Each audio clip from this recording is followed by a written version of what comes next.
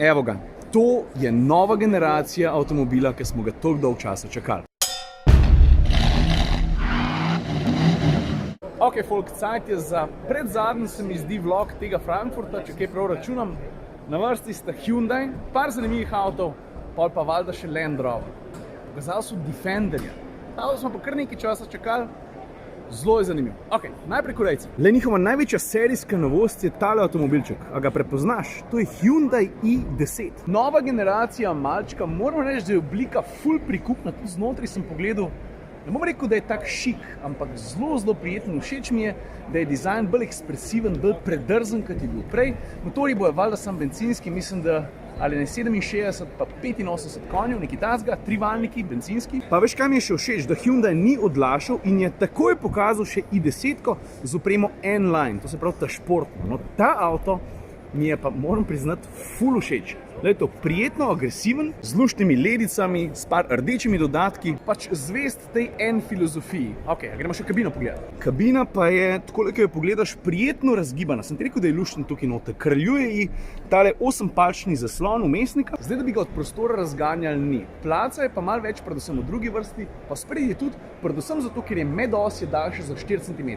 Kufra tega je za 252 litrov. Poglej, to zgleda približno takole. In če se bo ta avto lušten pelil, pa če bomo dostopno ceno, v Nemčiji mislim, da ga bojo prodali za švoh 11 jurjev, pa bi znal biti luštna oranka alternativa drugim malčkom. Ok, zdaj pa na vrst njihov električen koncept, zelo preprost ime, 45. A veš zakaj?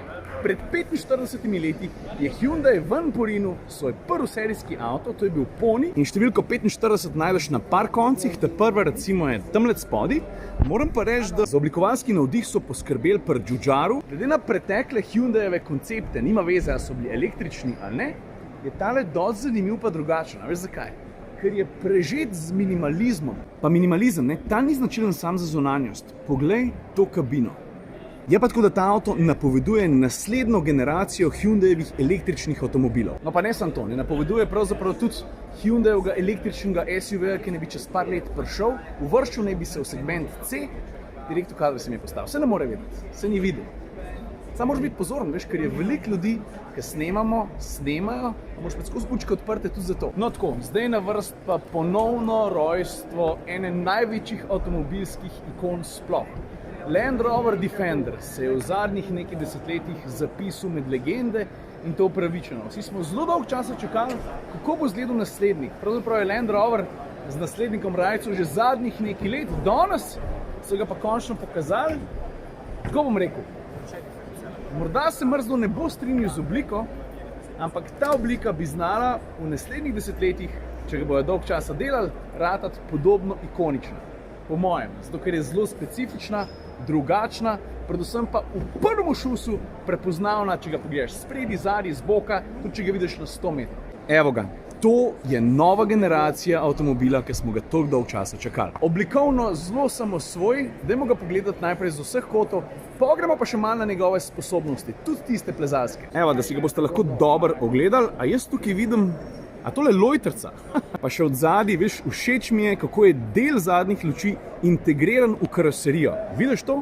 Vrata od kufra se odpirajo tako. Avto s svojim videzom na prvi pogled namiguje na robustnost, na terenske sposobnosti, ki bi po vseh pravilih morale biti v vseh pogledih boljše od tistih, ki jih je imel predhodnik. Dajmo pogledati, če najdemo pot tudi v kabino, da vidimo vsaj, kako izgleda voznikov deloven prostor. Poglej, digitalna instrumentna plošča, pa kup klasičnih stikal, ampak v osnovi gre za zelo preprost kokpit, a se strinjamo. Tudi vsa stikala ta pomembna so zbrana tukaj na sredinski konzoli. Vidiš, kaj rihtamo tamle? Klimo, pa off-roaderske programe, to so programe, s katerimi prilagajaš avto glede na različne podlage, po katerih bo vozil. Pa tako je, ne, v želji, da bi ta avto upravičil svoj sloves na terenu, je Land Rover z njim po hudih terenih, puščavah, brezpotjih naredil 1,6 milijona testnih kilometrov, pa še par pomembnih terenskih podatkov. Brede lahko po do 90 cm globoki vodi. Od tal je oddaljen skoraj 30 cm. Vstopni kot v teren je 38 stopinj in izstopni, valjda zaradi kratkih previsov, 40 stopinj. Streha prenese 300 kg tovora, pa sposoben bo vleči 3 tone pa pol. Pa verjetno ne rabim posebej poudarjati, da je Land Rover oranj poštimo štirikolesni pogon, da so vozni programi prilagojeni tudi zahtevnejšim podlagam, predvsem pa, da so dovolj izraziti pa različni, da jih bojo tako kot pri drugih Land Roverjih konec koncev kupci lahko res do konca izkoristili. In to je na hitro pa na grobo to. Dost bo, sem že malo utrujen.